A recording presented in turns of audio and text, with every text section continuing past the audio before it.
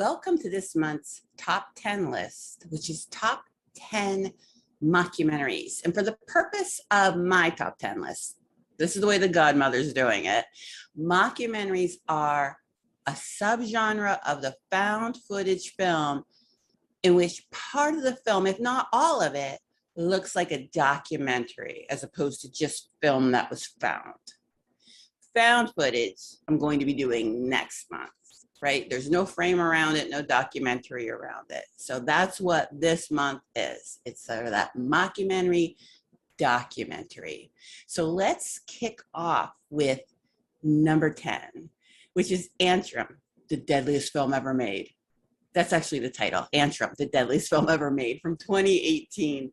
It's directed by David Amito and Michael Lassini, starring Nicole Tompkins and Rowan Smith. And Antrim fits this mockumentary definition, but it's a little skewed, and you can fight with me about this, but basically it begins with a documentary explaining the sheer havoc that ensued when this title film, Antrim, was shown in theaters in 1979. So we're seeing, all this like chaos and everything and death and destruction. And we as the audience were warned that no one watches this film and lives. It then goes to show us the film. Like, here you go. You're not going to live, but here you go.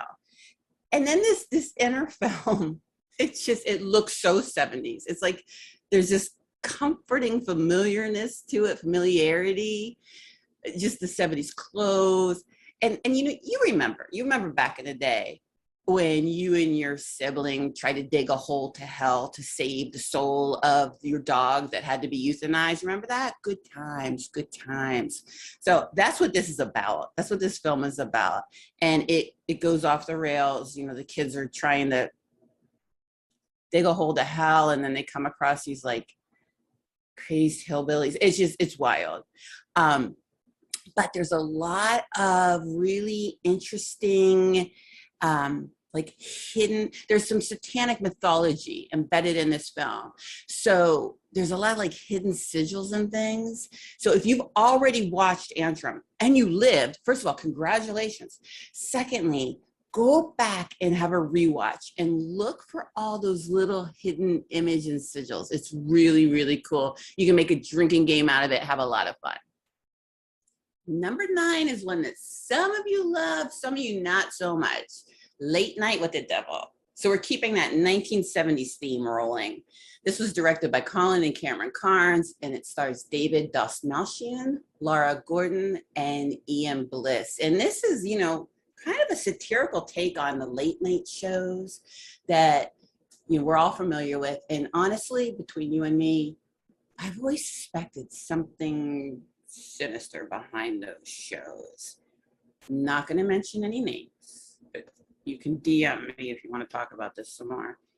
You know how it is. There's some of those hosts that they're really not terribly charismatic.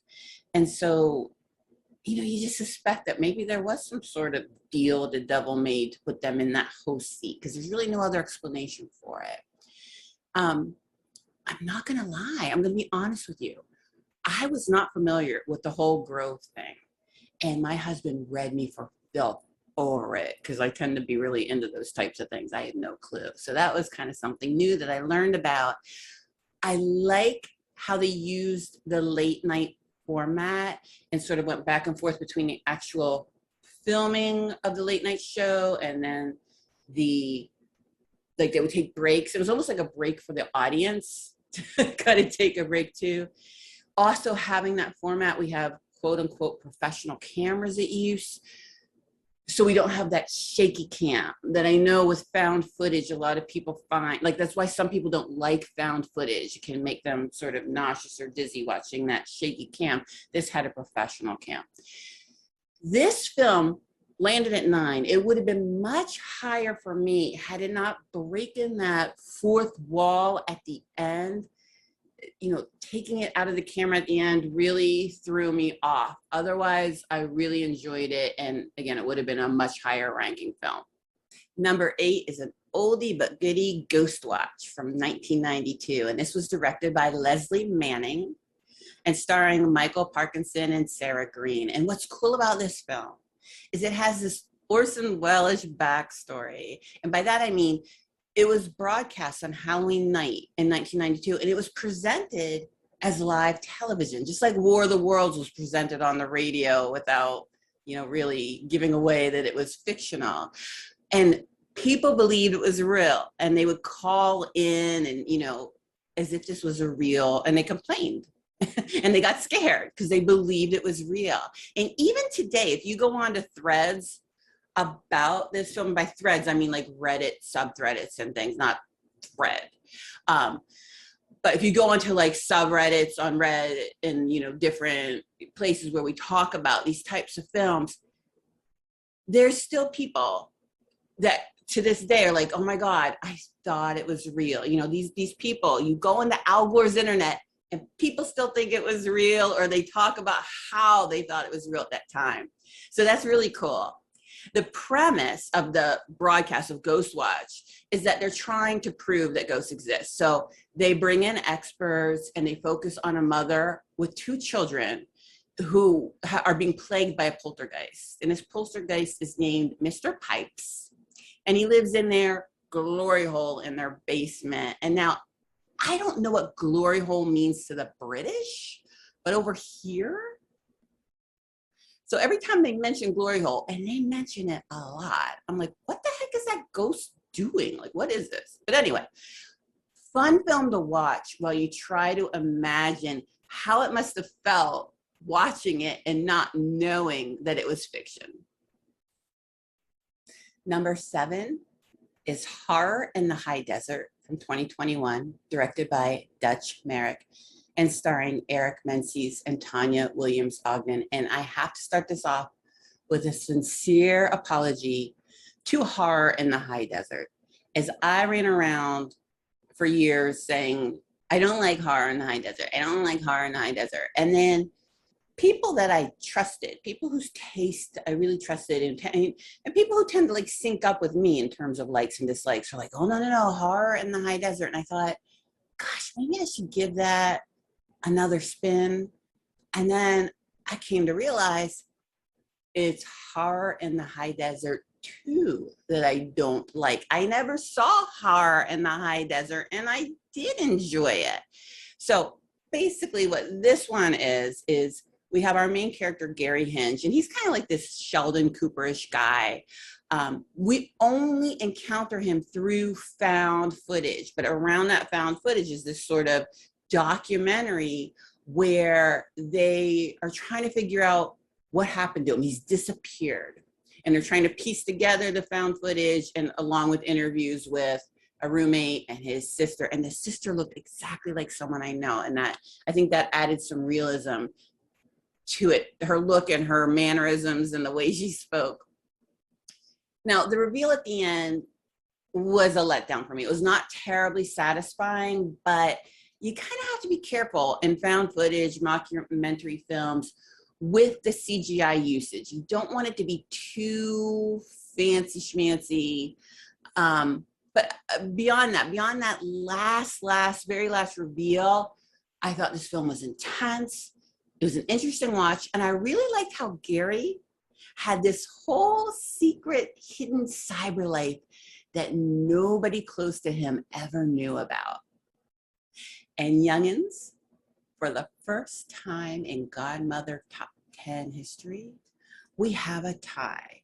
And you can message me and let me know if that's a cheesy way out. Like, you can yell at me, I've got a thick skin, go ahead. But there's a tie at number 6 between The Tunnel from 2011, and then I'll let you know what the other one is. Let me talk about The Tunnel first. The Tunnel was directed by Carla Ledesma, and it starred Belle Delia and Luke Arnold. This is an Australian film. And what's happening is there's a drought in New South Wales, and the government's deciding to recycle water that's trapped in the old train tunnels beneath Sydney.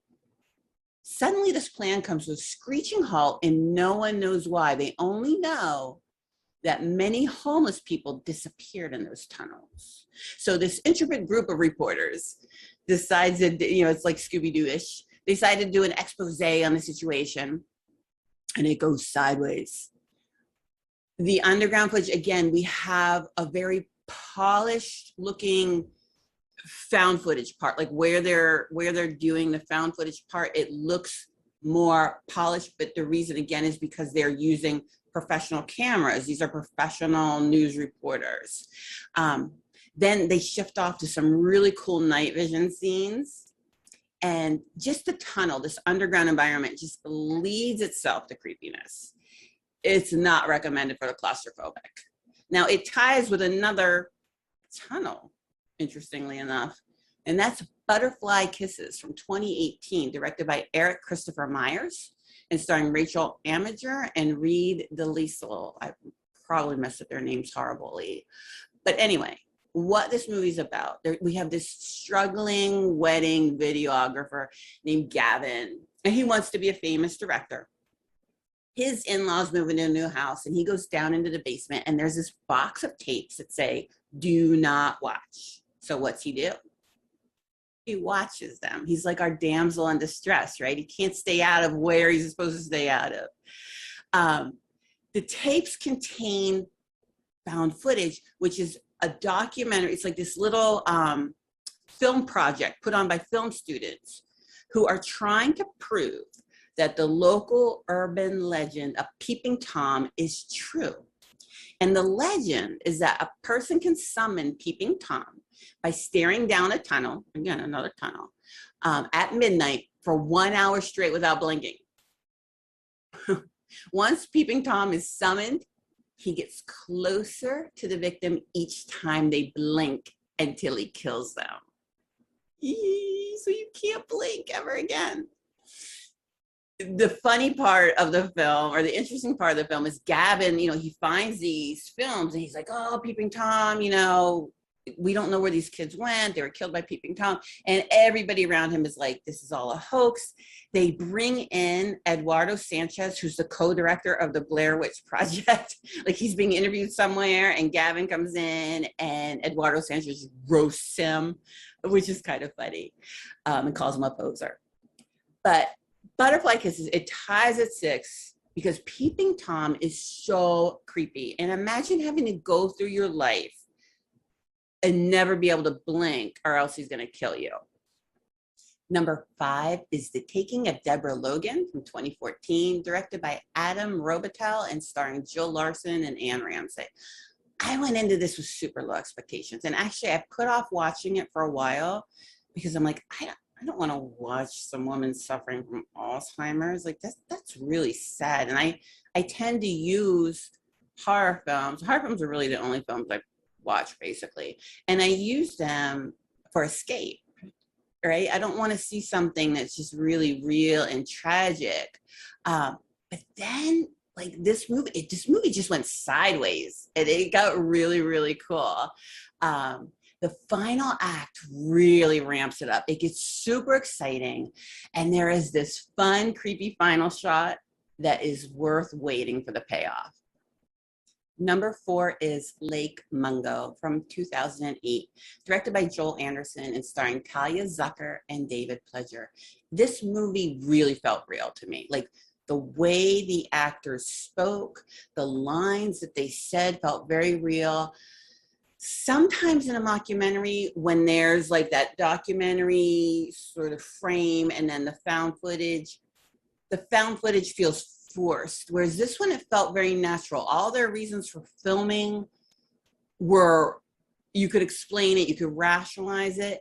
And they did this really smart thing where they had, during the mockumentary parts, they had the other characters in the film verify the validity of the found footage. Like, they had people who are part of the found footage and in the documentary part saying, like, "Yeah, I was there, that really happened, we really saw that." So it kind of sucks you in a bit. The reason why this is so far down at number 4, I'm not going to give anything away, but the ending of this film is a lot. It's super memorable. It ties everything. It ties all those loose threads together so elegantly, and it is heartbreaking. It really stays with you. Number 3 is another oldie, Man Bites Dog from 1992. And I'm going to mess up all these names. I apologize in advance. It's directed by Remy Belvaux, Andre Bonzel, and Benoit Poulvord. It's a French film. And it's starring Benoit Poulvord and Remy Belvaux. And I saw this way back in the day when it first came out, and I fell in love with it. Basically, in this film, we follow a serial killer as he waxes poetic about whatever the hell he wants to. Like, he just goes on a rant. He talks about music and art and cinema. He's always like going, cinema. And he kills, and we witness him killing. And there's this really cool character arc with the film crew. As some of them hang out with him, you know, the film crew follows him around. Some of them die as occupational hazards, and others become very, very involved with what he's doing. You know how, like, when you watch those animal documentaries and you're like, why don't they just go in? Why? And we know that they can't, you know, the people involved with filming can't interfere. Well, it's kind of the opposite with this, with Man Bites Dog. The crew can't help but get involved. They get very involved. This movie is bananas. It is Spinal Tap for killers, and I love it. We are getting up there, right? Number 2 is Savage Land from 2015. And Savage Land is savage, folks. It was directed by Phil Gildrey, Simon Herbert, and David Whelan, starring Monica Davis and Edward L. Green. And this documentary is about the happenings of one single night in which the 3rd largest mass murder in US history takes place, in a town of only 57 people. So you kind of notice when people are dropping off in a town that small, but like basically nearly everybody died off. This film looks so real. Like, if you were to put this on and be watching it and someone else were to walk in the room, they would completely believe this was real. This was a real documentary. It looks so authentic. This film is also just intense. It's intense throughout. It's political without the soapboxing. And the politics aren't necessary, because if you watch true crime at all, you understand that racial profiling is a part of investigations and things. So it's not over the top. So what happens in this film, it makes it so clever and so cool, is that the night in question, it's not footage that's being pieced together, it's photographs. We're looking at a series of photographs, many, many, many photographs, and it's completely chilling.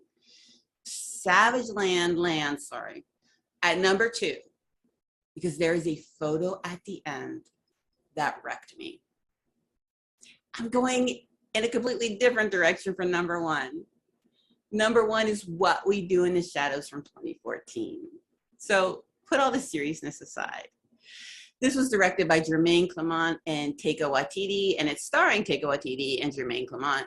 And this movie is a love letter to vampire fans. Like, you have the ancient Nosferatu vampire, you have the Prince Vlad vampire, you have the dandy. It's perfect.